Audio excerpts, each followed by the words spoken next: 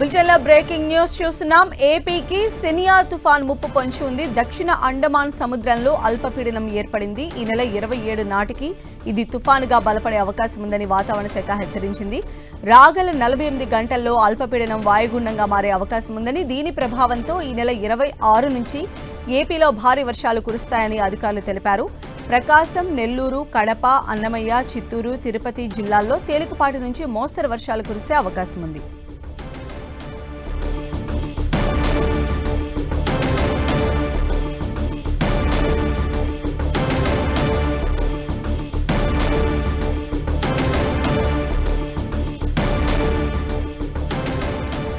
So మరిన్ని updates అందించడానికి మా ప్రతినిధి జార్జ్ మనకు అందుబాటులో ఉన్నారు. జార్జ్, మొన్ననే అంటే ఏపీలో మనం చూసాం ఎంత ఎఫెక్ట్ ఏ విధంగా ఉందో. ఇప్పుడు మళ్ళీ ఇంకొక తుఫాను ముప్పు ఏపీకి పొంచి ఉన్నది. సో వెదర్ అప్డేట్స్ ఎలా ఉన్నాయి? వాతావరణ శాఖ అధికారులు ఏం చెప్తూ ఉన్నారు ఈ సెనియార్ గురించి?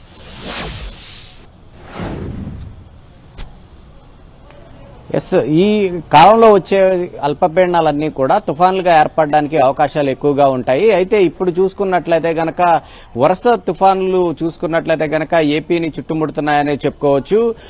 గత కొద్ది రోజుల క్రితమే మోందా తుఫాను సృష్టించిన బీభత్సాన్ని అయితే చూశారు. ఎడతెరపు లేకోకుండా వర్షాలు అనేవి కురిసాయి. ఈదురుగాలులతో పంట నష్టాలు అనేవి కూడా చాలా విపరీతంగా ఏర్పడిన పరిస్థితి అయితే నెలకొని ఉంది. అయితే ప్రస్తుతానికి చూసుకున్నట్లయితే గనక దక్షిణ అండమాన్ సముద్రంలో ఒక అల్పపీడనం అనేది ఏర్పడింది. ఈ అల్పపీడనం రాగల 48 గంటల్లో వాయుగుండంగా మారే అవకాశం ఉంది. ఇది 26 లేదా 27 తేదీ నాటికి తుఫానుగా మారే అవకాశం ఉందని వాతావరణ శాఖ అంచనా వేస్తూ ఉంది. ఈ తుఫానుకు సెనియర్ గా నామకరణం చేసే అవకాశం కనిపిస్తూ ఉంది. అయితే ఇప్పటికే చూసుకున్నట్లయితే గనక ఈ అల్పపీడనం ప్రభావంతో తీరం వెంబడి వీధురుగాలు అనేవి వీస్తూనే ఉన్నాయి. అంతేకాకుండా ఇటు రాయలసీమ జిల్లాలు ఏవైతే ఉన్నాయో ఆ ప్రాంతాల్లో సైతం కూడా ముఖ్యంగా చూసుకున్నట్లయితే గనక ప్రకాశం, నెల్లూరు, చిత్తూరు, అలాగే తిరుపతి, పొట్టి శ్రీరాములు జిల్లా, వైఎస్ఆర్ కడప వంటి ప్రాంతాలు ఏవైతే ఉన్నాయో ఆ ప్రాంతాల్లో ఇప్పటికే వర్షాలు కూడా కురుస్తున్న పరిస్థితి అయితే కనిపిస్తూ ఉంది. అంతేకాకుండా ఆయా ప్రాంతాల్లో చూసుకున్నట్లయితే గనక మోస్తారు నుంచి 1-2 చోట్ల కూడా భారీ వర్షాలు కురిసే అవకాశం ఉందని వాతావరణ శాఖ అంచనా వేస్తూ ఉంది. అయితే దీని ప్రభావం చూసుకున్నట్లయితే గనక ప్రస్తుతం ఇది దక్షిణ అండమాన్ లో ఉంది కాబట్టి ఇది అల్పపీడనంగా కొనసాగుతుంది. అయితే రాగల 48 గంటల్లో వాయుగుండంగా మారి తీరానికి అతి దగ్గరగా వచ్చే కొలది దీని ప్రభావం అనేది కనిపిస్తూ ఉంటుంది. అయితే దీనికి ప్రభావం కనిపించడానికి కూడా ఒక 48 గంటల సమయం బట్టే అవకాశం కనిపిస్తూ ఉంది.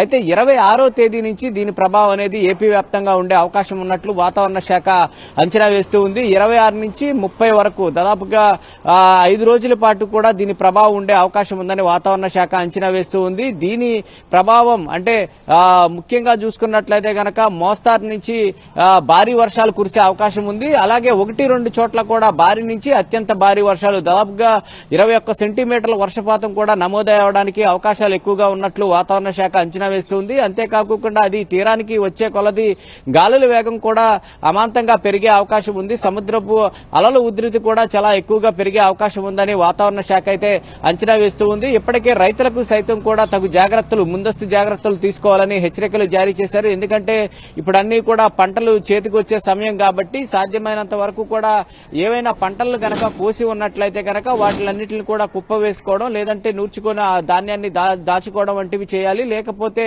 ముందస్తుగానే ఆ పంటలను కాపాడుకునే విధంగా రైతులంతా కూడా అప్రమత్తంగా ఉండాలని చెప్తూ ఉన్నారు. మరి ముఖ్యంగా చూసుకున్నట్లయితే గనక ఇటు లోతట్టు తీర ప్రాంత ప్రజలు సైతం కూడా అప్రమత్తంగా ఉండాలని వాతావరణ శాఖ అయితే అంచనా వేస్తూ ఉంది. అయితే ఇది వాయుగుండంగా మారిన తరువాత దీని గమనం అనేది అంచనా వేయడానికి అవకాశం అయితే కనిపిస్తూ ఉంది. ఇది బంగ్లాదేశ్ తీరం వైపు వెళ్లే అవకాశం ఉన్నట్లయితే వాతావరణ శాఖ ప్రస్తుతానికి అంచనా వేస్తూ ఉన్నప్పటికీ గ్లోబల్ గా ఉన్న వాతావరణ శాఖ చూసుకున్నట్లయితే గనక వాతావరణ నిపుణులు చెప్తున్న దాని ప్రకారం ఇది ఏపీ, తమిళనాడు అలాగే ఒడిశా మీద దీని ప్రభావం అయితే ఎక్కువగా కనిపించే అవకాశం ఉంది. ఆయా తీరాల మధ్య ఇది పయనించే అవకాశం ఉందని గ్లోబల్ గా ఉన్నటువంటి వాతావరణ నిపుణులు చెప్తూ ఉన్నది. అయితే ఇది వాయుగుండంగా ఏర్పడిన తర్వాత దీని ప్రభావం ఏ విధంగా ఉంటుందనేది అయితే తెలిసే అవకాశం అయితే కనిపిస్తూ ఉంది. ఏదేమైనప్పటికీ మొన్న రైట్ జార్జ్.